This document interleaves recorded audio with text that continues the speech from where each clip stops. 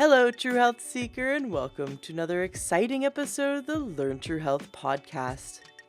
If you're interested in becoming a health coach, definitely check out the Institute for Integrative Nutrition. I just completed their program. It's fantastic. It was so in-depth. It was so amazing. If you love working with people and you love a career in health coaching, I highly recommend it. Go to learntruehealth.com/coach to learn more. That's learntruehealth.com/coach. And when you call the Institute for Integrative Nutrition, make sure you mention my name, Ashley James, because they will always give you the best price and the best special.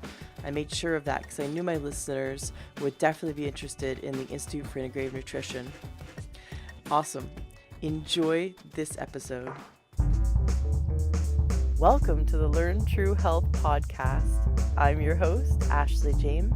This is episode 201. Well, today we are in for such a treat. We have with us Larabeth Guthrie, who is an amazing healer. You know, we haven't had many talks on energy healing. You know, the body is not just physical, right? A lot of times we walk around thinking that this world is just physical. But when we look at Einstein's work and many other scientists, they say that the world is energy. The world is moving energy and vibration. And when we look past the 37.2 trillion cells, we're all energy. We're made up of energy. In fact, our brain has energy, our heart has energy, and they read it, the doctors will read it with EKGs and all these machines that they could hook up to us, and they can read energy. So we're not just physical. And so when it comes to our health, we have to look beyond food, beyond supplements, beyond exercise, and make sure that we're taking care of ourselves emotionally, mentally, physically, spiritually, and energetically. And so I'm so happy to finally have an expert in energy healing with us today. Welcome to the show, Larabeth. Thank you. I'm thrilled to be here. Awesome. Well, I'd love for you to start by sharing your story. I posed to the listeners in our Facebook group, the Learn True Health Facebook group, if they had any questions for an energy healer, and they got really excited. I know there's a few questions for you. But a lot of people don't know much about energy healing. So I'd love to hear your story and what led you to become an energy healer. Oh, that's Pandora's box right there. I actually grew up on a farm of sorts. We had some guineas, and we had a big garden area with corn and watermelon and things like that. But most importantly, mom and grandmother both had these amazing herb gardens, and they would cook with the herbs and use them. And so I was lucky to grow up with the paradigm that natural things were supposed to be used not only as a first line of defense against illness, but also as tools for building wellness. And so I already had kind of come into the world with this natural approach. But around age 12, I was in Tang Soo Do, which is a Korean martial art, and I started taking Qi Gong classes, which were classes to help you learn how to move your energy throughout your body. And it was based off the meridians and some of the Eastern ideas of energy. And the experiences that I had there just impressed upon me the power of personal energy work. Clearly, there was one time that I remember where a lady who had been coming to class regularly got up in the middle of class and just left. And I didn't think much of it at the time. I mean, I was 12, I was paying attention to what I was doing. But when she came back about 2 or 3 months later, she started telling us about how she had felt her energy shifting over the last 2 or 3 classes. And it had just dawned on her during the meditative section where we were supposed to be listening to the flow of our body. It dawned on her that she needed to have a breast exam because she had a family history of aggressive breast cancer. She was very lucky. She had a doctor that um, trusted her intuition on this and knew her family history and was willing to perform the necessary tests. They found it. It was stage 1. It was small. It was minimally invasive to get rid of it. It was fantastic. And so for her, and as far as I know, she's still alive and kicking. So for her to go from a class that was just working on personal energy work and just be able to realize that there was something changing, something in her body was changing, and be able to beat cancer that easily was really something that struck me even at that young of an age. And then, I played with this energy work on a personal level for a good long while. And it's interesting that you mentioned Einstein, because in high school, I took a class on quantum field theories. And in this theory, this is still a very theoretical science, but the idea is that the entire universe, when you get past the atoms and the protons and the electrons, neutrons, and all that, and you get down to it, the entire universe is made up of vibration at the quark level. And so this teacher would talk about strings vibrating. And of course, he was using the idea of like violins and cellos and whatnot. And he was not trying to take us down the path towards energy healing, but that's where my brain went. This symphonic illustration really cemented the idea that energy work and the way that these resonances interacted was very important for what we're doing. And so I got into chakra balancing and became a Reiki master, and worked with crystals for a while, and also really started to get a new appreciation for plants from a more ethereal standpoint, really respecting their vibrations and what they bring to the table. And that's when I started teaching, and I was inspired to create the keto energy system. My main focus of my work has been on tackling root issues at an energetic level. And because of my experience with the adrenal fatigue, that I realized that sometimes like diet and lifestyle change is just the first step. And exploring, that theory that when our energetic systems are in balance, our body isn't having to overcompensate for the imbalances is really what I have been trying to do with this work. And that work is actually what I use to finally get rid of my autoimmune and endocrine issues. Oh, wow. Well, we'll definitely get into that. I know listeners all just perked up. What? She got rid of what with energy work? It's, a lot of people don't know that things like homeopathy is energetic medicine Hmm. and Yes. acupuncture is Mhm. energetic medicine. We're working with the meridians of the body, and there are people who, after acupuncture, can help them have a surgery without pain medicine. Like that's how profoundly powerful something like this type of energetic medicine is. And for me, homeopathy has been so amazing watching my son from birth. He had colic, and we'd give him a Mhm. homeopathic remedy, and immediately it would make a difference. Only if we gave him the right Mm. one, not any, it Exactly. wasn't anyone, it was the right one. Mhm. And like in the middle of the night, he'd be a month old and he'd be crying, and I'd give him a homeopathic thinking I grabbed the right one, but I grabbed the wrong one. And there's no negative side effects. It just wouldn't work. And then I'd turn Yeah. on the light and realize, oh, I gave him the wrong one. I give him the right one. And all of a sudden he'd calm down. Like, so, as a 1 month old doesn't know, I mean, they all taste the same, right? He doesn't know Mhm. that that homeopathic medicine should work or that shouldn't. Placebo There's no effect. placebo effect. That's right. Exactly. And it's not molecular medicine. And I think in our modern society, we're so used to being addicted to the idea of molecular medicine being the only Mhm. medicine, Yes. physical medicine being the only medicine. Like if I can't see it, it doesn't exist. And yet there's so much proof. I was very skeptical about Reiki. Mhm. I've told this story I think once before in the past, but I when I was a teenager, I twisted my ankle so bad that the doctor said Mm. I could not walk for 2 weeks. I mean, it was like he's like a break would have been better for you because you Oh no. hurt the tissue. I hurt the tissue so bad, and I went home. At the time, I was working at a holistic spa. It was like like a chemical. This was very new agey for the 90s, but it was a chemical free organic spa. And one of the estheticians was also a Reiki master, and I called her and said I'm not going to be in for a few weeks because I can't even walk. I'm on crutches, and I'm in tremendous pain, and my leg was up, and I was icing it.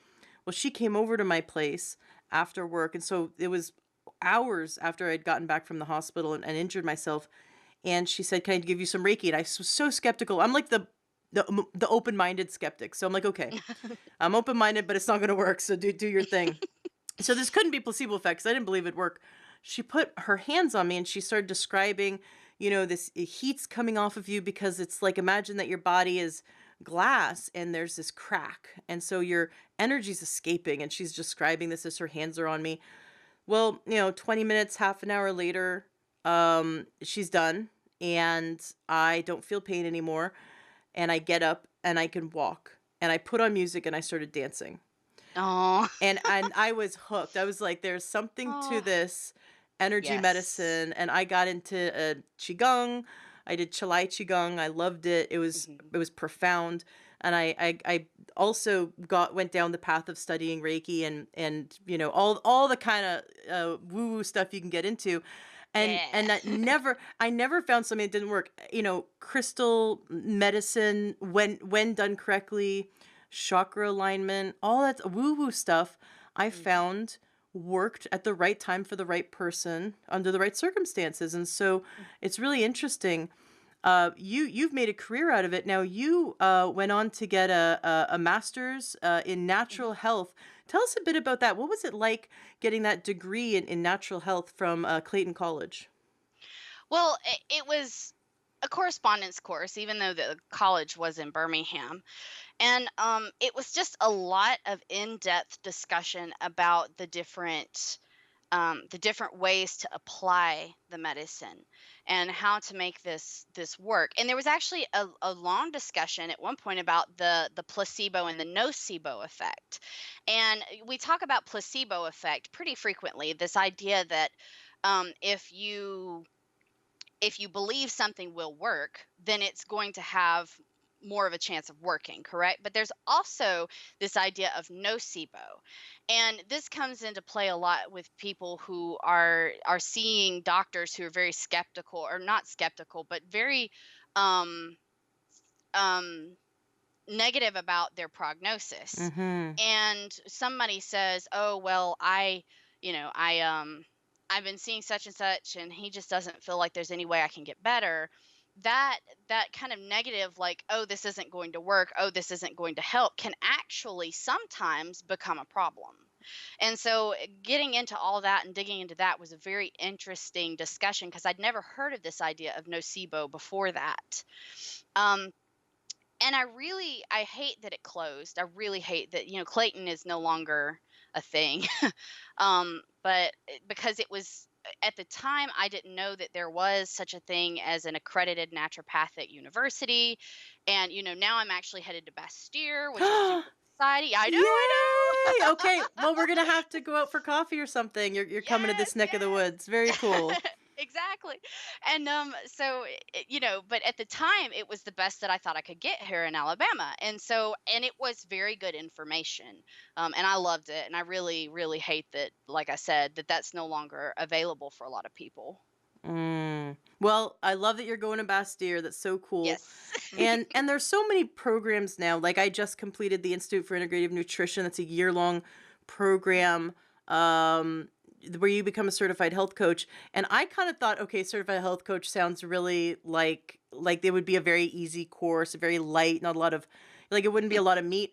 Oh my gosh, every week I was like I was so amazed. So there's a lot you can get out of these online courses. And I was just amazed at how much I got out of that training. But very excited for you to continue your education at Bastyr. You're definitely gonna have to come back on the show as you go through your training in Bastyr and we Yes, hear about yes. that because I love talking to naturopathic students because it is like a whole new world opens up. It's Yes. pretty intense. So awesome. So well let's talk about the keto school. Mhm. And the link to ketoschool.org is going to be in the show notes of the podcast. You have to memorize how keto is spelt, but it's Qido. Let's start by you explaining what is keto. Well, when I started the school, I was obsessed with the idea, and I still believe that this is a thing, that names have meaning. And the idea of key is, or a lot of people, when they see QI, it's pronounced chi, um, but I pronounce it key. It's the life force, the universal life force that we all have flowing through us. So some people saw it as the vital life force. Some people called it key. I think prana was another word that was used for it at one point. But it's this idea that there is a vital life force that flows through all living beings. And do is the Korean word for way of life. And I kind of snagged it because of Tang Soo Do, which was the martial art I was in. And my thought was, when I created the name Keto, the and I'll get into this a little later, of course, but the most important thing in my mind is to make sure that this energy is balanced. And if you honor and respect the flow of this energy in your body and respect the different phases of energy that are flowing through your body, then you are going to have a much better chance at staying healthier longer. And acute things, which acute diseases tend to turn into chronic diseases, acute things will not necessarily turn into chronic diseases if you are able to, work with those imbalances as they crop up. Mm-hmm. So is your one of the things that you teach in your school, your online school, is Hmm. to get in touch for a person to get in touch with themselves to the point where maybe they could catch an illness before it manifests too deeply in the body, like that woman who Hmm. caught her cancer so early on because she quieted her mind long enough to listen to the energy of the body, to listen to her gut and her intuition, and her body was able to speak to her because the body speaks in symptoms, but oftentimes we ignore them, or we just don't quiet our mind long enough or get in tune with our energy, in any way, because we're so busy living in our head that we don't get in touch with our energy or our Hmm. body or our heart long enough to listen, so we don't catch the disease when it's just a whisper, right? And so do you teach that? Exactly. Yes, and it's very important to me that that is something that people are working on. Even if you're not looking to come into a fancy program, one of the things that you can be doing is just meditating for 30 minutes a day. Even just that clearing of the mind and allowing yourself to just breathe and be can sometimes tune you into things that are happening in your body.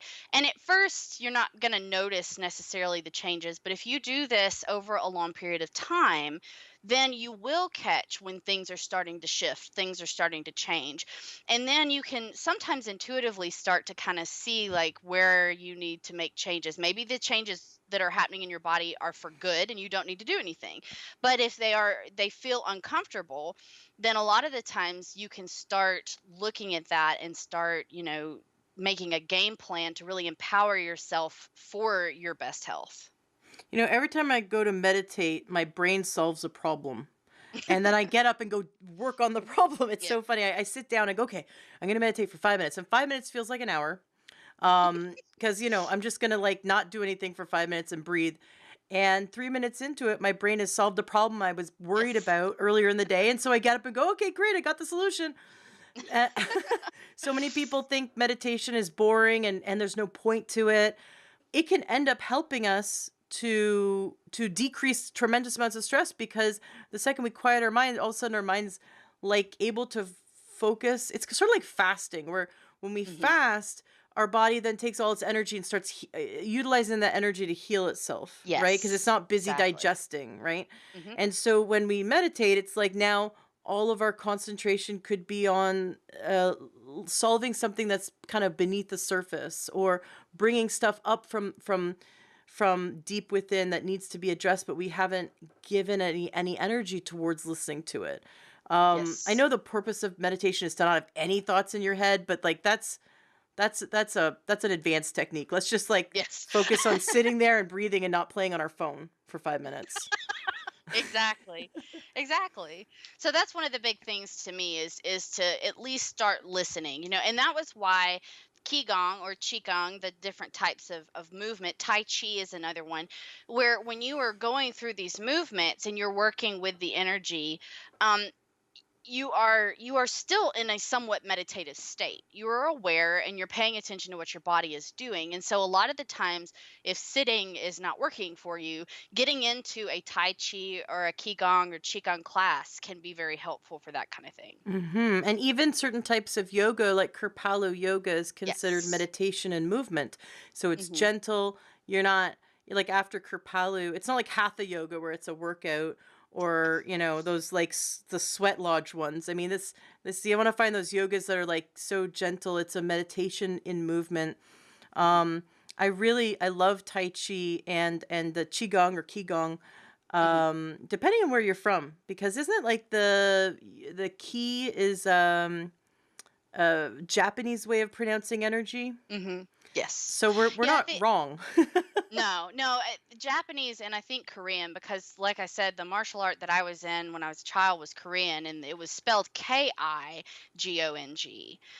instead of the Qi that you see in the Chinese version. Okay. Well, the movement, the slow movements, it also they emphasize deep breathing, which we don't Hmm. do, right? In Mm-mm. our modern society. And the second we actually start breathing, all of a sudden now all our organs are getting fully oxygenated, and breathe Yes. just breathing in and of itself, Hmm. which is part of energy work, also pumps the lymph and gets Hmm. all the juices flowing in the body and has a very cleansing effect. So, we're not in a vacuum. We're not just doing energy work. It's moving the body, it's breathing and doing energy work. Um, what are some things some people could just start with? They've never experienced energy work. They have no idea, but they're really curious. Where should they begin? Well, there's several different things that you can do. One of the things that I recommend is learning about the chakras first, and I'll get into this some more when we start talking about the endocrine and autoimmune things. But the chakras, the seven main chakras, are along your midline on your body, and they are easily, what's the word I'm looking for here? The seven main chakras are line up along the midline of your body, and they correspond easily to several different things. So for instance, there's specific colors that match them, there's specific sounds that match them. The chakras are lined up according to the rainbow, and they're according to the C scale, that kind of thing. And so it becomes real easy to start noticing. Oh, and they also line up with the endocrine system, which we will talk about. Mm. And yeah, it's great. It's really cool the way this kind of thing works. And so it's real easy to start seeing, okay, my chakras need to be balanced. My chakras need to be connected. We talk about chakras being balanced, but a lot of the times we don't think about that connection that the chakras need to have with each other. And that is a great place to start because if you're trying to get into auras and aura reading, that's very that takes a lot of practice, and it takes a lot of having somebody who's knowledgeable and skilled to be able to work with you and say, yes, this, you're feeling this right, so on and so forth. And the meridians are a task to, really get into. So that's why if you're just getting started, if you're just trying to get moving with this kind of thing, chakras, the seven main chakras, to me are the best thing that you can start learning about. When I was a teenager and first getting into energy work and I learned about the chakras, I discovered that my throat chakra was really out of balance, was really Hmm. muted. And it made so much sense for me at the time because I didn't feel like I had a voice. And Hmm. so, I mean, sometimes it's literal, like the throat chakra, Yes. the heart chakra, right? This or the chakra right at the base, the root, or Hmm. so they're corresponding also with an emotional component. And at the Yes. time, I didn't feel like I had a voice. Obviously, you can tell I do now. um, but the first indication I was told was that what's your favorite color? And it was Hmm. because I was my blue, which that's the third chakra, right? Blue. Yes. And Hmm. so um it was like I was craving to surround myself with the Yes. energy of so I surrounded myself with blue. I painted my Yes. room blue. I mean different shades of blue. It didn't make me sad, it made me happy. Any Hmm. kind of blue I could get my hands on. And I had to focus on, healing that chakra and also focus on my communication skills. Hmm. But it was really interesting that because I was learning about the chakras, I discovered that I had this imbalance, and this imbalance was on an emotional level, it affected my communication, it was affecting my mental health and emotional health, my relationships. So it I started with a chakra and it ended up helping me to grow and become more mature and become more confident in myself as I balanced that part of my life. So I thought it was interesting that when you get to know your chakras and you figure out which chakra is weaker, you end Hmm. up doing personal growth work in your life as a result of it. It helps point you in the right direction. So that was my observation about working on chakras. Has that been your observation as well? Yes, that's pretty much, I mean, that's where you go with it. And it's interesting that you mentioned the colors because one of the things that I really encourage people to do is to, at any given time, just kind of make a list of the colors. And in one column, you're going to put like the colors that you like or are attracted to. And in the other column, you're going to put the colors that you dislike or that you don't want anything to do with.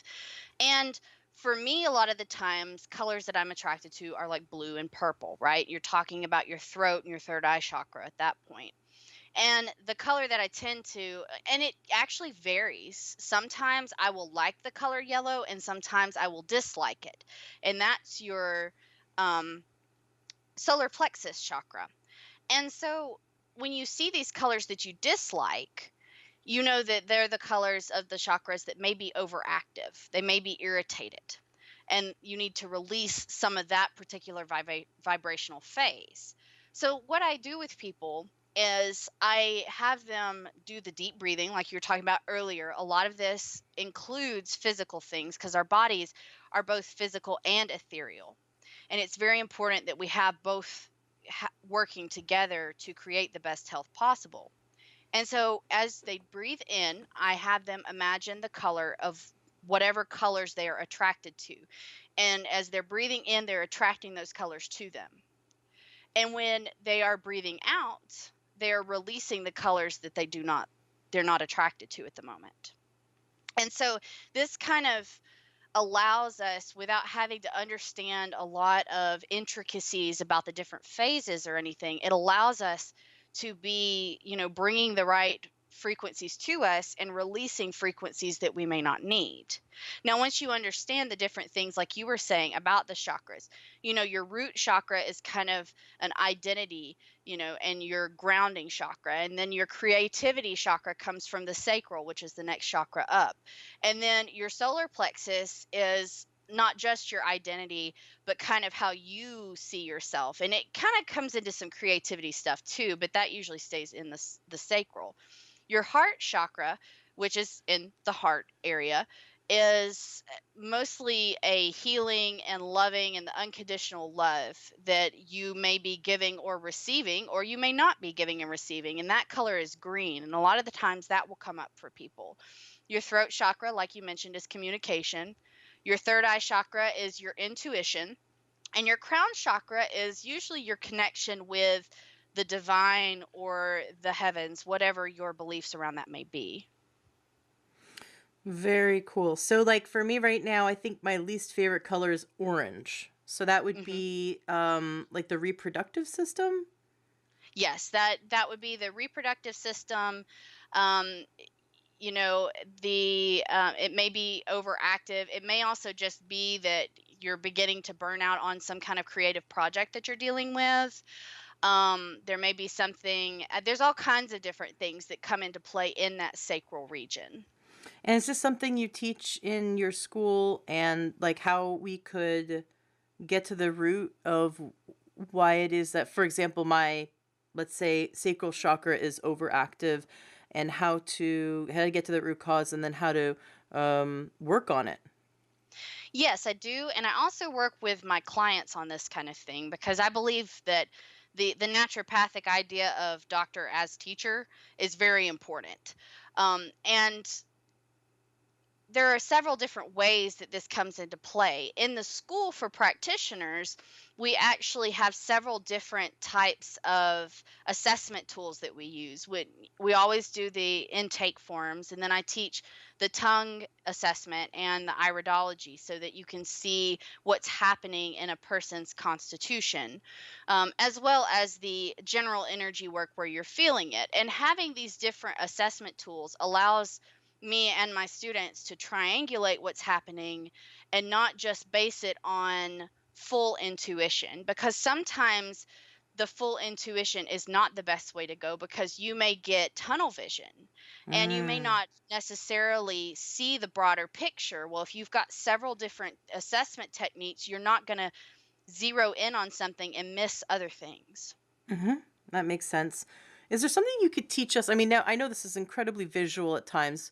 Is there Hmm. something you could teach us now that we could Hmm. do to ourselves? Well, there's actually a couple of different things that we could talk about as far as the balancing the chakras.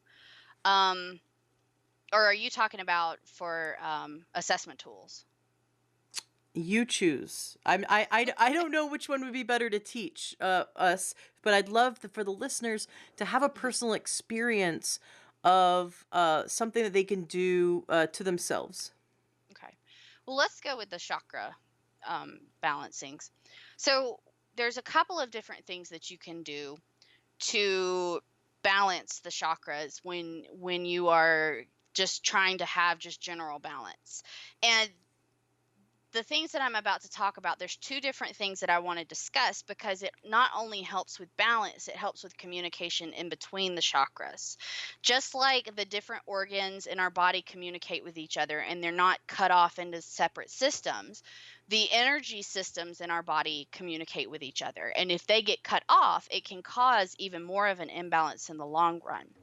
One of the things is that I like for people to learn the colors of the different chakras. For instance, the root chakra is red. The sacral chakra, which is a little below your belly button, is orange. The solar plexus chakra is yellow. The heart chakra, like I've mentioned, is green. And like you've mentioned, Ashley, the throat chakra is blue. And then the third eye is usually seen as indigo or purple, and the crown is purple. Sometimes people will see it as like silver or gold. It kind of varies on the person. So once you understand these colors, then the visualization that you use during meditation is that you're going to be taking deep breaths in through your nose and out through your mouth. You start with the root chakra, and you imagine a ball of red light where your root chakra is. And every time you breathe in a little bit, it stays where it's at, and you breathe out and it expands a little bit. And you breathe in and it sits, and you breathe out and it expands. And you keep doing this until it fills your entire aura. And then, once you are comfortable with the color in your entire aura, you release it and allow it to go back down to your base, to your root chakra. It may not be the same size it was when you got started. It may be spinning, it may be tumbling, and that's okay. That allows it to rebalance into that area. Then you move up to the sacral chakra, an orange ball of light, and you do the same thing. Breathe in and then breathe out and let it expand. Breathe in and breathe out, let it expand. And you go through all 7 of the chakras like this.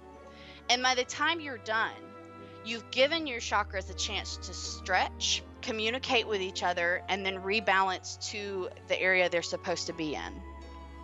That's one of my favorite things to do because it's easy to visualize and it moves. Like, you're not just like you were talking about earlier, like this whole idea of meditation and not thinking about anything can sometimes be a real challenge. And so having that available to where you're moving through the system can be very helpful. Another thing that I learned that I really enjoy doing is connecting the microcosmic orbit. And this is something that you will see used in Qi Gong pretty frequently. And all it is the little white light goes up your midline and down your back and then back up. So it's just going to circle continuously up your midline, up in front of your nose, between your eyes, and then it's going to drop back down behind your spine, go the whole way to the bottom, and then back up your belly button, up your chest bone.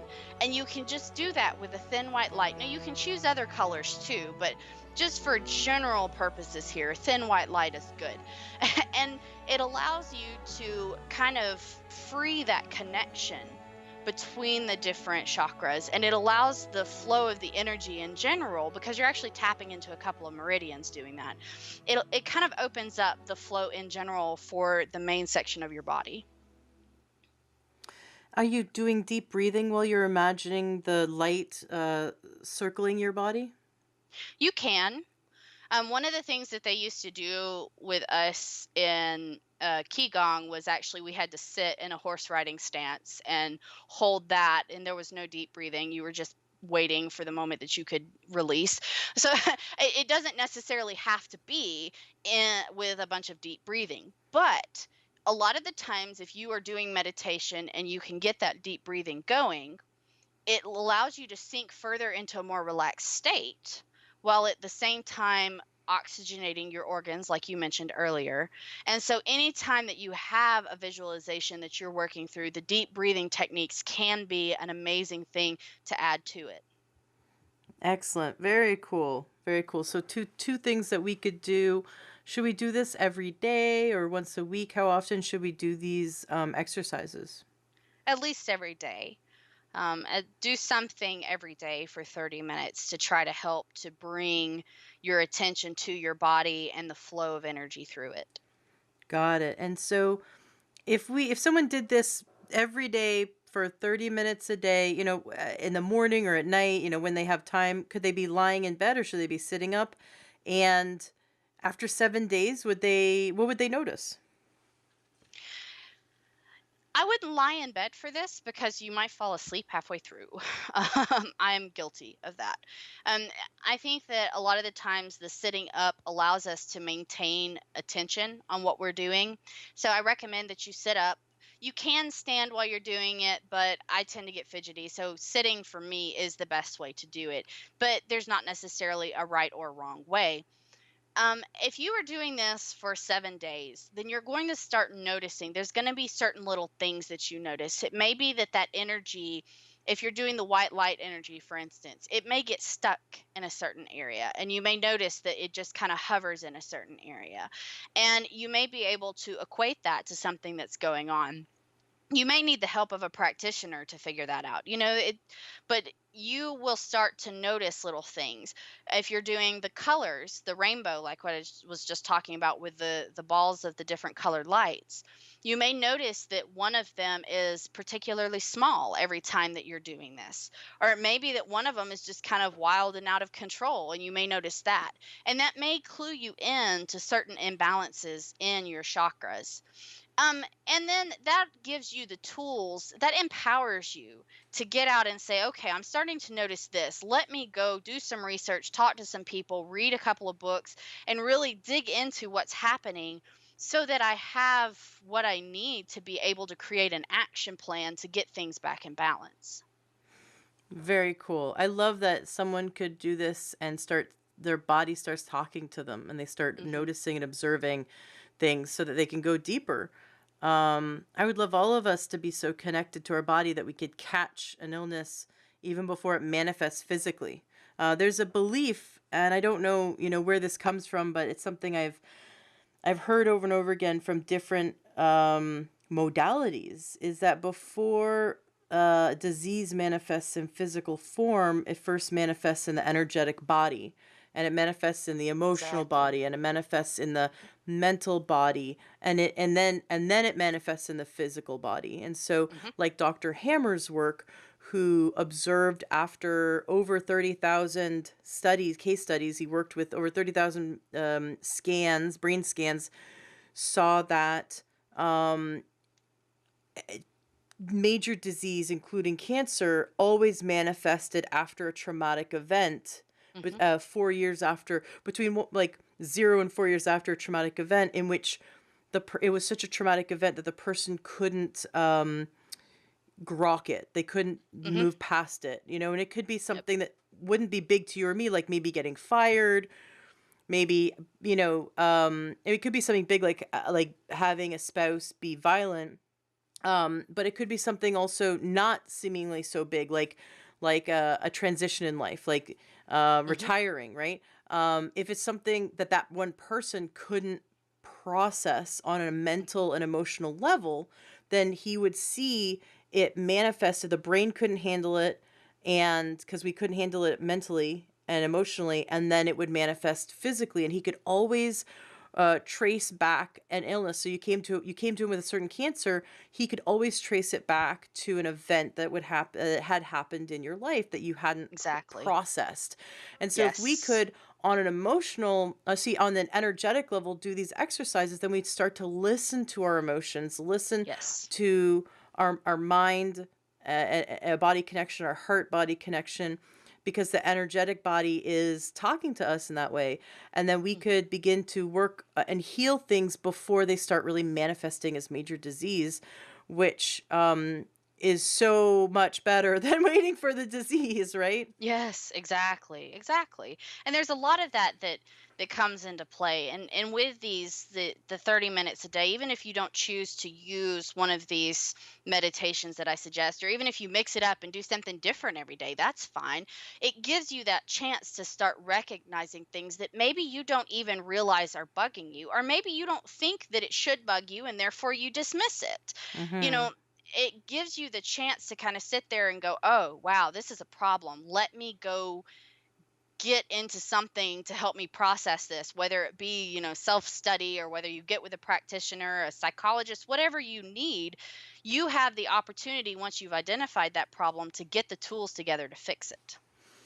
Yes. Now we're definitely going to be talking about how you healed your endocrine and your Mhm. autoimmune system with energy work. But first, I'd love to go to the Learn Your Health Facebook group and have you answer some of the questions that came up. The one of them being, what are your recommendations for sound therapy, and are they effective? Is sound and a therapy effective for healing the body, healing the energy systems in the body? And this question was asked by Bonnie. Yes. As a matter of fact, sound therapy is extremely effective because it is a vibration that we can feel. So, going back to this whole Einstein's theories and the quantum field theories, things that are becoming more and more prevalent, everything vibrates. And so, if you are using sound the appropriate way, the waves from the sound will influence your vibration to help you raise to a healthier level. Now, the really cool thing about the chakras, like I mentioned earlier, is that um, they are aligned with the C scale. So, starting at the bottom at your roots chakra, they go up C, D, E, F, G, A, and B. So that's C, D, E, F, G, A, and B. So a lot of the times when you find music that's supposed to help balance the chakras, you will find that each track on the CD or on whatever, I guess that's old school now, but I had this really cool chakra CD that each track was a different chakra and it went up the C scale. So the first one for the root chakra was in the C scale. The second one for the sacral chakra was in the D scale. And so, if you find that, for instance, if you're having things happen with your throat chakra, you find G scale music and listen to that. And you could just YouTube stuff, G scale, boom, there it is. Meditation music in G, right? Boom. You've got all kinds of stuff that will help to resonate so that that energy in your throat chakra is being replenished. Mm. I was at Kerpalu when I was 19. I spent a month there. And if you don't know what Kerpalu is, you've got to go. It's so amazing. It's I think it's North America's largest yoga residential center. It has over 200, like it can sleep over 200 people. And it used to be a Jesuit seminary. It's in the Berkshires of Massachusetts. It's gorgeous. It's very healing. They have huge gardens and they serve all organic and vegan food. I'm not a vegan, but I appreciate that when I'm going into that space. So, Mhm. um, more vegetables is great. And Always. yeah, and they have amazing workshops there. But we got together as this group because I was doing a bodywork training program, and we all got together, and one of the guys had a didgeridoo, and he Oh, did yes. energy healing and or music healing. I'm 19. I'm young and naive, and this is like before the internet was Mhm. as well organized with information as it was. So didn't know what energy healing was, but we all lay down in a circle, and he put the didgeridoo on each chakra and Mhm. played it, and it was like the trippiest. I mean, I've never done LSD, but I imagine that's what it feels like to do LSD because it felt so cool and so Mhm. trippy. It was pretty amazing. And so if you ever have a friend who's a didgeridoo, get them to play it over your chakras. That's all I have to say. Nice. So, and I know that we also had like these giant crystal singing bowls that we Yep. would, put over the chakra, and then we had like the tuning forks, and we put them on the chakras. It was amazing. I walked out of there completely high, just feeling like my whole body was vibrating. It felt amazing. So, there's definitely something to sound healing, but that takes like a whole collection of people to do it to you, um, and instruments. Whereas we could just do it to ourselves, like you said, we could Mhm. probably get a playlist of of music in the right note, Mhm. and utilize that. Yep. Would it work if it's earbuds, or would the body have to be bathed in that sound? Both are effective. The body being bathed in the sound a lot of the times feels a lot more um spiritual in nature, because like you said, it kind of gives a trippy sensation, and when you are having that vibration rush through you, you really feel it, right? So like there's not a whole lot of like, oh, is this working? Like, I mean, you just know it's working. You can feel it when that sound rushes through you. But most energy work is actually a matter of intention. So our brain controls our physical body, but our brain also controls what's happening in our energetic systems. And so you can be listening to the music and processing the music in that key and just through earbuds, and it can make a significant difference. Very cool. That's so cool to know. Now, Kathy wants to know what type of health issues, mental or physical, are successfully treated by energy work. She doesn't know much about it, so she's just really curious to know what energy work could help. Energy work can help just about anything. Now, am I going to say yes, it cures everything? No, I'm not going to say that. But have I seen it help people with a lot of different symptoms? Yes. It's amazing the kinds of things that you wouldn't expect energy work to help come into play. I mean, viral infections. I mean, pain. When you think of energy work, a lot of people think, oh, pain and maybe like immune system boost. But autoimmune things, which is the immune system overreacting, can be helped through this. I've seen people heal faster from broken bones because they were getting energy work done. I had a Mm-hmm. surgery this last fall, and I healed in a matter. I mean, the doctor said that he couldn't believe, he was the one that had done the surgery, and he couldn't believe that I had actually already healed that much in the 1 week that since I had had the surgery done. Mm-hmm. Um, and I didn't go under for that surgery. It was just on my ankle, but it was pretty intense surgery. And I used energy healing while I was in surgery to make sure that everything went as well as possible. So there's all kinds of applications to energy work and what you can do with it. And a lot of the times, even just positive intention and this idea of just sending healing energy is enough to make some difference. Is it a targeted difference? No. Is it necessarily going to make like a significant change for somebody? It may or may not. Targeted energy work is the best way to go. But for a layperson or somebody who's just getting started, even just the intention of sending good healing energy to someone can be enough to start a difference in the change of that person's health. And I'd like to point out that prayer is Yes. is sending someone Hmm. healing energy, right? if Indeed. you're if you're praying for someone, you yourself have the intention. I mean, you're obviously in a prayer, you might be asking God, or asking Jesus, or asking, an angel to help that person, but you Hmm. yourself are also sending them your own energy, because where our attention goes, our energy flows. And so Exactly. we ourselves are sending them an intention, a good intention. And then also we could take it from the standpoint of Carl Jung, looking Hmm. at how we perceive reality, and Yes. how our perception of reality can shifts what we perceive. So Hmm. when we believe if we believe we are sending someone healing energy, we may perceive them now as being better. And if Hmm. and not to say that it doesn't work, I'm just saying from the internal standpoint of how we perceive our reality. Hmm. When we start focusing on gratitude, for example, focusing on what we Hmm. want, we start seeing those things more. We start Our reticular activating system in our brain starts focusing on what we were focusing on. So the more we Exactly. send an intention of healing, the more we see healing instead of the opposite. So Yes, so exactly. there's also how our brain works, right? So Hmm. by spending that 30 minutes a day focusing on healing, we're going to create more healing, but also we're going to observe more healing in our life, because that's what our reticular activating system, it's the part of our brain that focuses on whether it's a part of our brain that allows us to perceive reality through our senses, and it Hmm. will negate information that it doesn't deem necessary. And so that's why we don't see all the BMWs out there, all the Subarus out there, until we're busy car shopping. Like, let's say all of a sudden now we're car shopping for a Subaru, and now like every third car is a Subaru, Exactly. because our reticular activating system will allow us to see what we're looking for.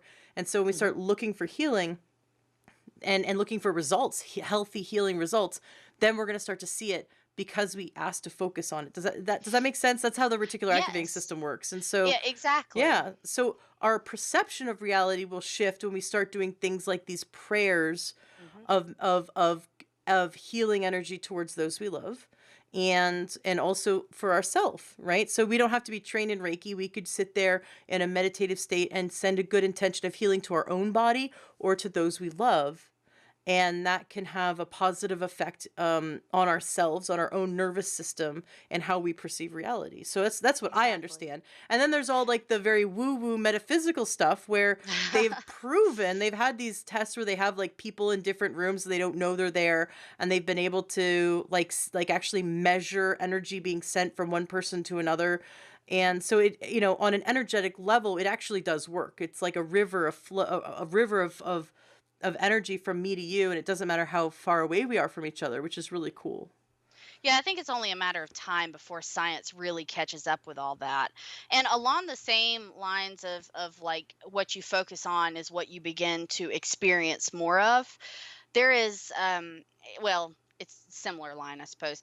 There are actually studies that have come out that show that if somebody stays in a more positive mindset, that they will actually see more options available to them. So Mm. yeah, and to me, that is extremely powerful. And they're not saying that you got to be happy, gooey, bouncy all the time. I mean, I don't consider myself particularly gooey or bouncy, but I tend to try to keep a positive mindset, and staying in that more positive mindset, focusing on that attitude of gratitude, like you mentioned, actually allows us, and it's been proven at this point, that allows us to see more options and more ways for us to work around a problem. I love it, which would decrease stress. Exactly. And then that would have a positive physiological effect on the body and on the endocrine system. Yes. Yeah. Yep. Very cool. Let's get into talking about how you healed your endocrine system and autoimmune condition with energy work.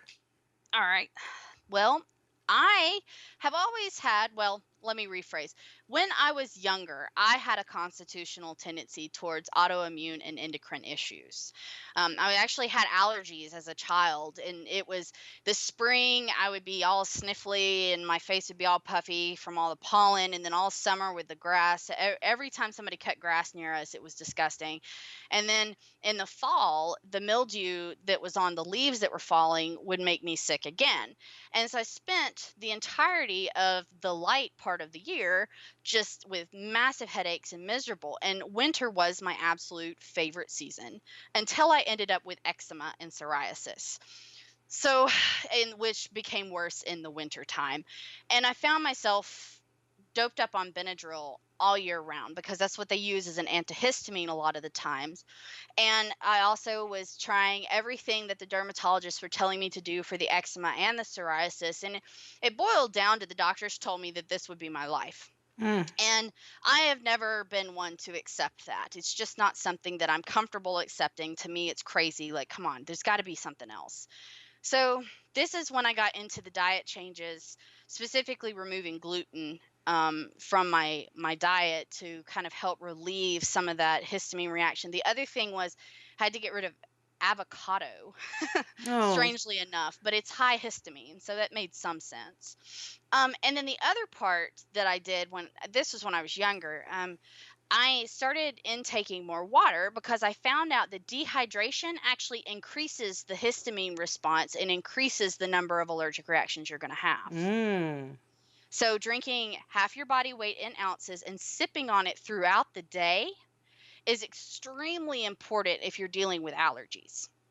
And so at that point, I felt like I got my autoimmune concerns under control. And I didn't really connect what was happening with my allergies with any possible adrenal signs. I was having grogginess in the morning, I couldn't wake up, and moodiness and some other stuff, but I never really connected it. I just assumed that I was fine, and I hadn't really connected the energy work at this point with autoimmune or endocrine issues. I was really focused on like relieving pain and boosting the immune system, right? So I hadn't really thought about this whole autoimmune thing or the endocrine or anything.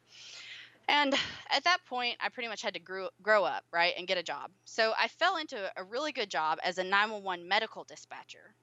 And at the time, I did not realize that you could be a full time holistic practitioner. So in my book, this was like the next best thing, right? Get into emergency dispatch.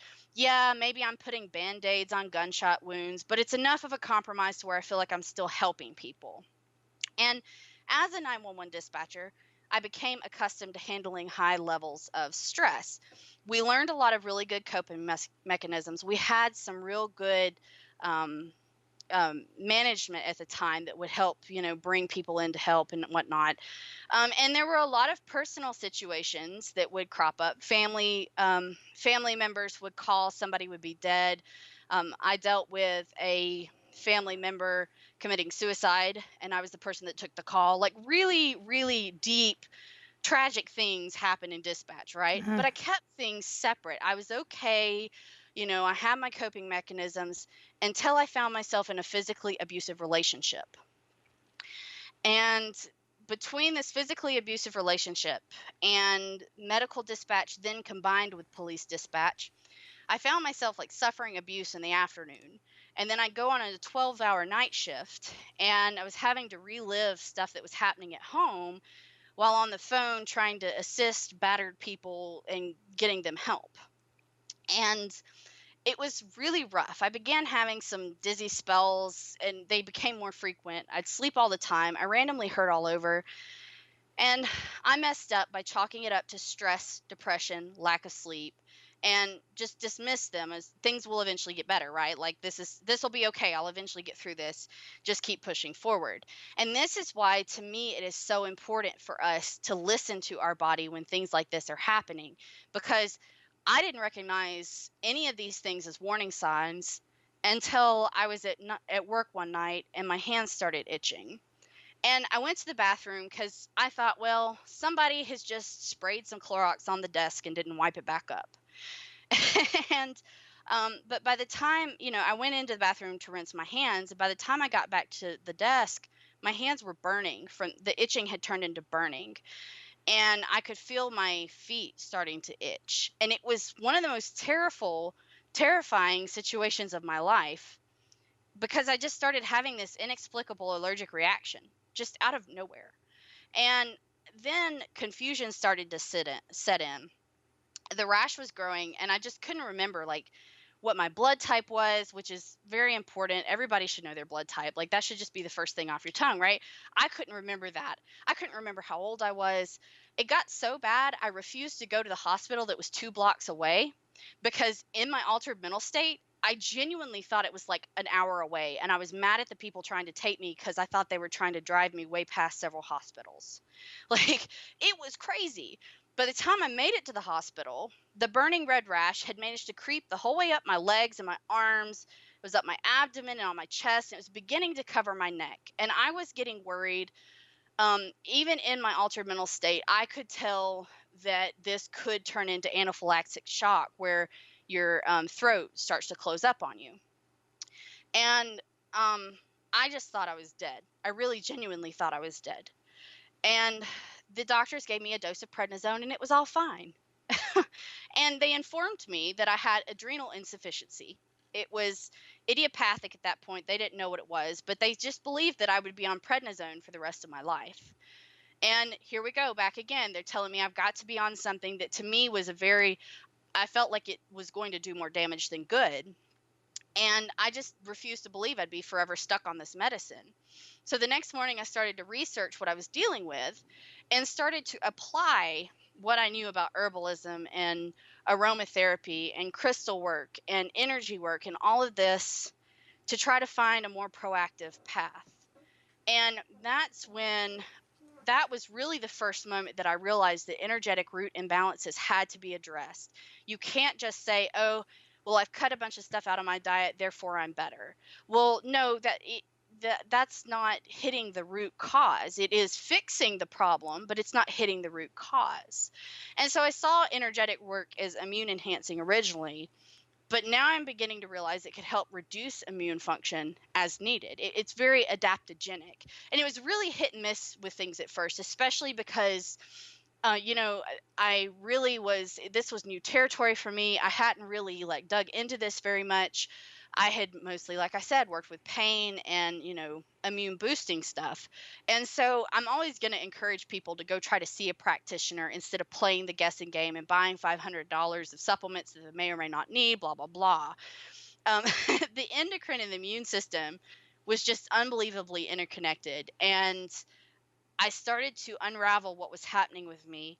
And within 3 months, I was off the prednisone. It was one of those things that, you kind of said, well, you know, I don't even want to try to talk about what I did as I got started because it was terrible. Like some of the stuff that I was trying to do was just not going to work. And I got focused on symptoms for a while because, that's the worst part of it when it's in your face, right? You've got important and urgent symptoms in your face. That's what you focus on quelching. Um, and so if I was going back and trying to do this again, I would start by telling people that you've got to do stress reduction through removal and coping mechanisms. So, removal is going to be things like, what we've talked about with the food allergies, getting rid of chemicals in the home, things like that. There may be even some detox things that have to happen. And then, of course, the coping mechanisms are going to be like learning how to deal with things that you can't get rid of. Maybe you do have to have that 911 dispatch job. Maybe you have to have a worse job than that. But if you don't know how to cope with it, then your body cannot adapt to that stress. And of course, the quality sleep is important because cortisol and melatonin have a very interconnected relationship. So that kind of thing has to come first. And energy healing helps with coping mechanisms and quality of sleep. And then the second part, once you've done the stress reduction, is you've got to nourish your body systems. Specifically, if you should already be watching your diet, right? If you're not, that needs to be the first thing that happens. You need to go back through your diet, comb through it, fix that, and then come back and say, do I need supplements? Vitamin C, B12, magnesium, maybe some melatonin, maybe some D if your labs show it. And in the functional range, and I know you've talked about that before, the D has to be in the functional range, not just the general range. And then adaptogens, which are a specific class of herbs that kind of helps our body to be able to adapt to things, but it also helps on a spiritual level. And this is going to be stuff like Shazandra, Ashwagandha, Radiala, that kind of thing. And then the last part to this, stress reduction, nourish the systems, and then balance the body with energy healing. Because if you are not working with those deep energetic imbalances that have created whatever trigger to create the autoimmune, the endocrine, whatever the problem is, the rest of it is only going to help as a temporary fix. It will not get to that root problem. And that's why I think learning about the chakras is vital as a start. Mm. Yeah, I can see how well energy work plays a role because it's not separate, right? It is so holistic because when you're doing the energy work, you're slowing down, you're triggering the parasympathetic autonomic nervous system response, which is the rest and digest. So now your cortisol and adrenaline go down, your body shunts blood from the limbs to the core. So now you're getting healing, oxygenated, nutritious, nutrient-rich filled blood now rushing to the organs to heal them and the logic centers of your brain so you feel calm. So now you begin to be able to listen You stop having obsessive thoughts or like stuck thoughts of Mhm. negative loop thoughts.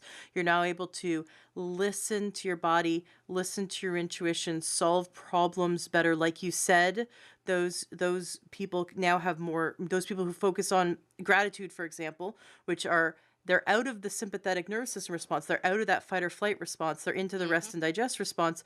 They now see more choices. So now Mhm. they don't live in a dilemma constantly. So just we Exactly. started with something as, woo woo, as sitting down and doing energy work or meditation, but Mhm. it cascades into affecting, directly affecting our endocrine system, our neurology, Mhm. our perception of reality, the results we get in life, our emotional stability. Mhm. And so by doing these practices, it does have a direct application to helping ourselves heal our bodies regardless of what disease we're looking to heal. Because the second you trigger the body out of stress response and into rest and digest response, you're basically aiding your body in its own ability to heal. So Mhm. if there's anything we could do to help our bodies heal, it's turn on that healing switch. Because the body, it's like when you cut your finger, you don't tell your body how to heal it. Your body just knows what to do and it heals it. but Exactly. but if we're in stress response all the time, we are really taking away all the energy and the reserves and the nutrition away from where it needs to go, because our body thinks it has to run away from a bear. And Yep. so by doing your woo woo chakra stuff, we're actually having a direct healing impact on the body and turning the body's healing mechanism on, so that even the most skeptical of people can have a positive result. Exactly. Yeah, and it's very interesting to me because all of this is interconnected. And I think I mentioned earlier, we are both physical and ethereal beings. There is a very physical component to us, but there is also a spiritual, etheric, however you want to label it, side to things. And so you have to, and it's all interconnected. You can't just get hyper focused and get tunnel vision on one little piece of it. You have to be working the body mind spirit connection as a whole to create the kind of balance that allows for long lasting health. Very cool. Well, tell me a bit about. So, for those listeners who now you've piqued their curiosity, they're definitely interested. They want to learn more about Keto School, Keto School, Hmm. keto.org. The link is going to be in the show notes of the podcast. I'm on your website right now. You've got a free training, Hmm. as well as a class that they can join. Um, Tell us a bit about where should we start when new listeners want to check out your website? Where should they start? You can go to ketoschool.org. And if you have questions, you are always welcome to click the contact me link, and I'll be glad to answer anything that comes through. If you go to the top right corner, there's a free training option. And I have two different things there. There's one for practitioners and one for prospective clients, because I believe that you need to know if we resonate before we try to work together. And so you can choose either one. If you're a practitioner, you're looking to get more into the keto school for the practitioners and become a keto master, then you can click on that and go through that information. If you're just looking to get help with whatever imbalances you may be dealing with, you can go to um, the for prospective clients link and kind of look into the information there. We sometimes, and that will, if you choose to opt into those programs, that puts you on my email list, and sometimes we'll have some free seminars and free classes. There's several little things that I like to do with people throughout the year. And of course, you can also look at that point into working with me no matter where you're at. In the Keto Master Program, we go through 12 weeks of training. We talk about the energy work first, because, like I've said multiple times already, I believe that that is one of the most important things. That's the deepest seat to all of this. And you learn the different phases of energy that appear in the body. And I work with both a Western system and an Eastern system of energetic phases because some things tend to show up better in the different systems and different people. It just really works well for me to give my students access to both of those things. And then we get into modalities and how the modalities affect the energetics as well as the physical body. We get into the body systems and how we can support the body systems through the healing process.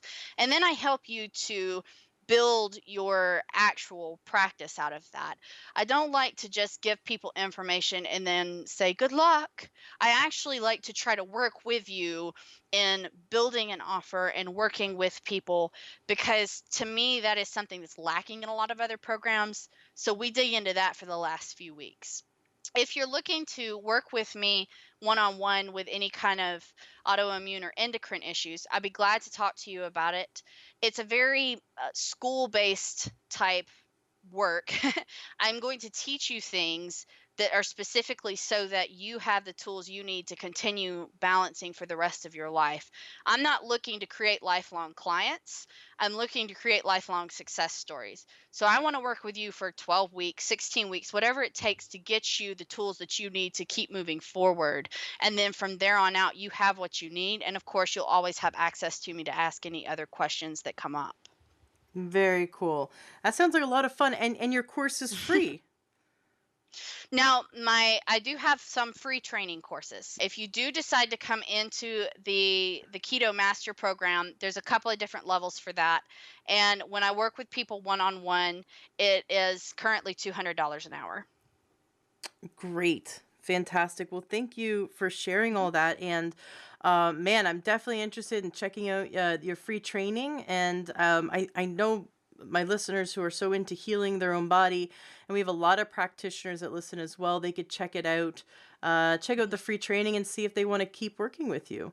Now, there are a few more things that you could also teach us. I know you have a tonic tea for your nervous system support that balances the chakras. Tell us a bit about that. So, one of the things that I think is very important when you're looking at things that can become coping mechanisms for you is to find little rituals that you can sprinkle throughout the day. So, you've got your 30 minutes of energy work in the morning or in the evening, whenever you feel best doing it. But you also, need little things throughout the day to help you keep calm and on the right track. We don't want to get too stressed out at any point during the day. And one of the things that I like to do is to make tea, like straight up a cuppa. Okay. I know I'm American and I know that most people think about just slapping something in the microwave, heating it up, and going for it. But I actually have a tea kettle and I put the kettle on the stove and I let it boil till it whistles. And then I brew my tea. And that just little, it's what, 5 minutes of a ritual helps to calm and center me throughout my day. And one of the teas that I wanted to share with y'all today is something that you can create. It's a combination of tulsi, which is also known as holy basil, schizandra, and catnip, and then stevia to taste. So it's going to be 3 parts tulsi, 2 parts schizandra, 1 part catnip, and half a part of stevia, or like I said, to taste. The tulsi and the schizandra are both adaptogens that tend to help with general endocrine and autoimmune things. The holy basil tulsi has also been known to be very helpful if somebody's dealing with type 2 diabetes. There's a lot of studies on that kind of thing. But I specifically thought of the endocrine system when I was creating this tea. And so this is a good general tea. The catnip has a calming effect. I know we all think of cats going crazy when we think catnip, but but the catnip actually has a very calming effect on us. Stevia is also good if you are dealing with certain hormonal things, and of course it makes the tea sweeter, which for me as an American, I love that, and I think it makes it a lot more palatable for a lot of people. Shazandra tastes amazing. I Yes, really yes. love the flavor of Sashandra. Sashandra. Um it's in a lot of my tinctures that I take. I take the good herbs from longevity, and I love the any of like the adrenal adaptogenic complexes have sashandra. Tastes really good. You could also, I guess, add to your tea. It's tea time. We're getting silly. We need to get some tea in us. Yeah. We also could add some ashwagandha to that tea, especially if we're looking for that adrenal support, right? Yes, ashwagandha is amazing for adrenal support. It tends to be a little bit more um, earthy tasting, I guess. And when I was looking at creating this tea, I was looking for something that was a little lighter tasting. So you can add ashwagandha, but you may want to kind of like try it and see how it goes in You this blend Yeah, you need a before. gateway tea. So you're Yeah, getting the Americans that are used to their coffee exactly. hooked Yep, on tea, and then we can add the more earthy earthy herbs. exactly. That's what I was going for. You want to know something totally crazy? I've been a coffee drinker for a long time. Not in my teens. I just wasn't really into it, and then I moved to America and developed a really intense adrenal fatigue. So I lived at Starbucks. Um, and didn't know it at the time. But I couldn't survive unless I had like multiple shots of espresso a day. And then recently I was sick. I had a flu that turned into pneumonia, and so I stopped drinking coffee because obviously I was in bed healing, Mhm. focusing on healing. And when I came out of my illness and I was healthy again, I went to have a sip of coffee and my body rejected it. I mean, like Oh, I was by the sink luckily, but oh, projectile rejected coffee.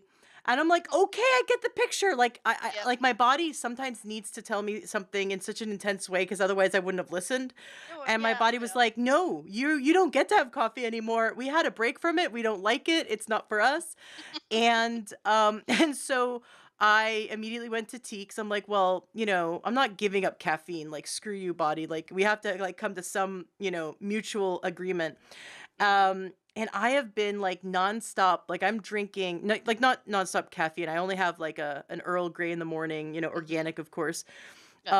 But like the rest of the day, I'm doing all kinds of different herbs because now I'm like, okay, now that I'm not drinking coffee, now like all my water is now herbs. So I've been playing around, yeah, ashwagandha and Yeah. everything, and it's so much more fun. Like I invite people to Mhm. just try it, just switch instead of coffee or whatever sugary gross drink you get from Starbucks.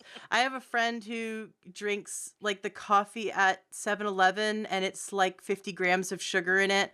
And he's like now Oh, borderline diabetic, but he's addicted to yep. it. So like, get rid of that and try tea. And if you need sugar, get a bit of like local honey, Mhm. and I am now loving it. I couldn't even imagine going back to coffee because I'm having so No. much fun because every cup is a different flavor. I'm playing around Mhm. with all these different herbs and they all have wonderful Yes. healing effects.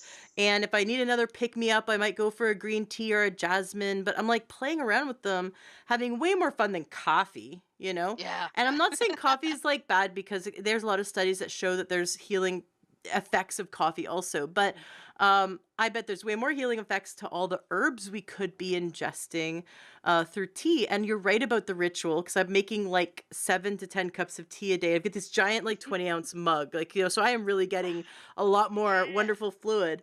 And I have my little kettle. It's like electric kettle. I hit hot water. I hit a button. Mhm. And it makes hot water. But but yeah, no whistle. It does beep. So Yeah. beep, and then I know I have tea. But yeah, that little break in the day, that excitement, I'm looking forward to it. I picked out my flavor. I've got an entire collection of teas, and I'm planning on expanding this collection, except I think I need to renovate my house Oh, before I have a place for all the tea. So I'm playing around with all the tea, and it's so much more fun than coffee. Because no. what are you gonna get with coffee? Like Irish cream, hazelnut, like that's it, right? Whereas Well, actually, I will stop you there because coffee can be used and chocolate can be as well. You can make a hot chocolate or you can make a coffee Ah. and use it as a delivery system for certain herbs. Okay, do So, tell. Please do yeah. tell. Please do. So So, everyone loves you now because everyone did not want to give up their coffee. yeah.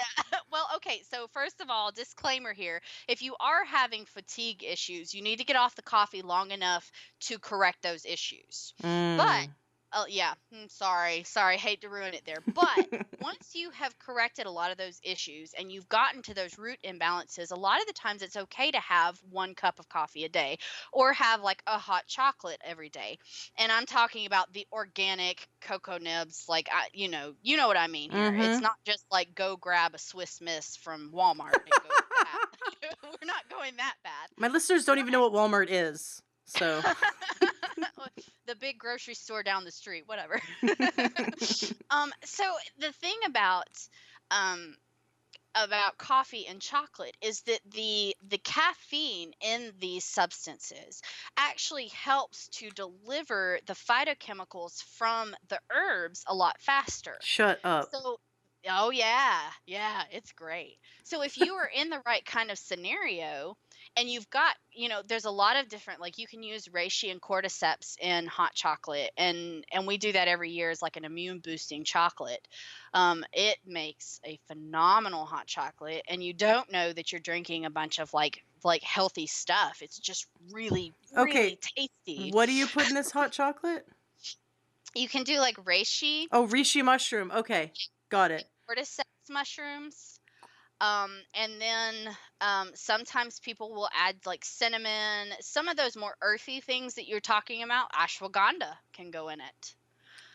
Anything like that. You could do this in coffee or in chocolate, and you are going to have to kind of play with it a little bit. But hey, if you are at a point where adrenal fatigue is under control, you're healed from it, you're not having to worry about it anymore, 1 cup a day is okay, as long as you're replacing the water content. If you're drinking 8 ounces of coffee, then you need to be drinking 8 more ounces of water to make up for that. Mm-hmm. But you can do that once you are better, and it's okay, and it actually creates, like I said, it creates a faster delivery system so that these phytochemicals get into your system quicker, and then they can start helping your body heal faster. Very cool. Awesome. Well, you've got so much to share. We definitely have to Eh, have you back on the show. thank Especially, I know you've got more to share. Like, definitely want to touch on crystals and how they could possibly help you. yeah, And all the other things that you know about, especially now that when are you starting at Bastille? it's going to be another year out, so Very you cool. I'm still playing around for another year while I finish some Oh prerequisites. yeah, I know. They make you do all these labs and stuff. Yeah. I looked into it too. It's so cool. Well, you know what? Come back on the show. Keep sharing with us. I want us to follow your journey. It'd be so cool, like the before, during, and after of becoming a naturopath. And Awesome. thank you so much for sharing this information today. I felt it was very valuable. I hope the listeners did as well. Listeners, please check out kidoschool.org, QIDO school.org, and also jump in the Learn True Health Facebook group because Laura Beth is in the Facebook group. Woohoo. A lot of past guests are in the Facebook group, and if you have any additional questions, you could reach out to her there right in the Learn True Health Facebook group. We could start a lengthy and fun, heated discussion on coffee and tea and herbs and all kinds of wonderful stuff with Laura Beth in the Facebook group. So just go to Facebook and search Learn True Health to find the group, or you can go to learntruehealth.com/group and it'll redirect you to the group. Come join us. Now, Laura Beth, you've been a listener of the show as well. I'd love to know, as a Yes. listener, what's the impact that the Learn True Health podcast has had on your life? Well, it's really hit from a couple of different angles because I love the general brand that you have of just empowering people towards a more proactive view on their health and helping these people and helping all of us to really get to where we are um, in control and we're able to advocate for ourselves. And then Mm-hmm. as a practitioner, I have had an absolute blast listening to everybody else's theories on stuff and listening about research that maybe I haven't heard about. And just it's been an amazing experience to be able to just hear all of this information in one place, and it's high quality and it's impressive like what you have done with Oh, this. thank So you. thank you for letting me be part of it. Awesome. Well, and thank you for being a part of it, and thank you for being a listener, and thank you for coming and contributing to the other listeners. And hey, all the listeners out there, if you're a practitioner, if you have something to share, please reach out to me. I love, Laura Beth, you just summarized exactly what my mission is. It's general information, and that I'm not, excluding any practitioners as long as I think that they have a value to bring to the listener. My number one goal is to bring value to the listener and to help the listener advocate for their health, right? Mhm. Not everything works for everyone, but it helps us to learn everything because then we can finally dial in what works for us and our body. And I love that you got that is that's the mission. The mission is to help as many people as possible. I do have a goal to help 1 million people get healthy, and but then we'll go beyond that, right? We'll just keep going and keep going. Yeah. So awesome, Laura Beth. Well, That's thank you great. so much for coming on the show, Thank you. and I can't wait to have you back. Awesome. Thank you so much. Enjoy what you heard today on your episode of the Learn True Health podcast. Did something move you, inspire you? Did you get great information that's going to change your life? Awesome. That's exactly what I'm here to do, is to help you gain your health back. Please turn around and share this. If this is something that's helped you in any way, share this with those you love. Love the Learn True Health podcast and want to support us? Awesome. You can go to takeyoursupplements.com and you can support us that way. You'll get access to amazing supplements that are just really great quality for a great price. And there'll be someone on the other end of the line to help you pick out your supplements that are right for you. That's takeyoursupplements.com. Or join our membership, learntruehealth.com/join. That's another great way to support our podcast, support our movement, and you'll be supporting yourself. Gain more information, wonderful videos, wonderful trainings, and you'll also be able to share those with those you love as well. So go to learntruehealth.com/join. Want something fun for free? Go to learntruehealth.com, and right there on the front page, you'll see where you can get our free cookbook. I spent a lot of time making it, and it was so much fun. It's really delicious, healthy recipes.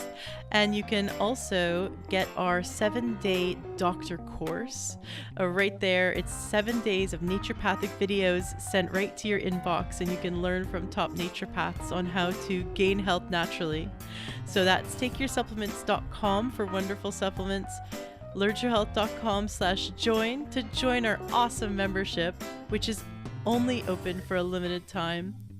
You can get our free healthy cookbook, and you can also get for free 7 days of wonderful naturopathic videos sent to you. Just go to learntruehealth.com and you'll see it right there on the front page. Thank you so much for being a listener, and thank you for sharing and helping others. Let's spread this information and turn this ripple into a tidal wave.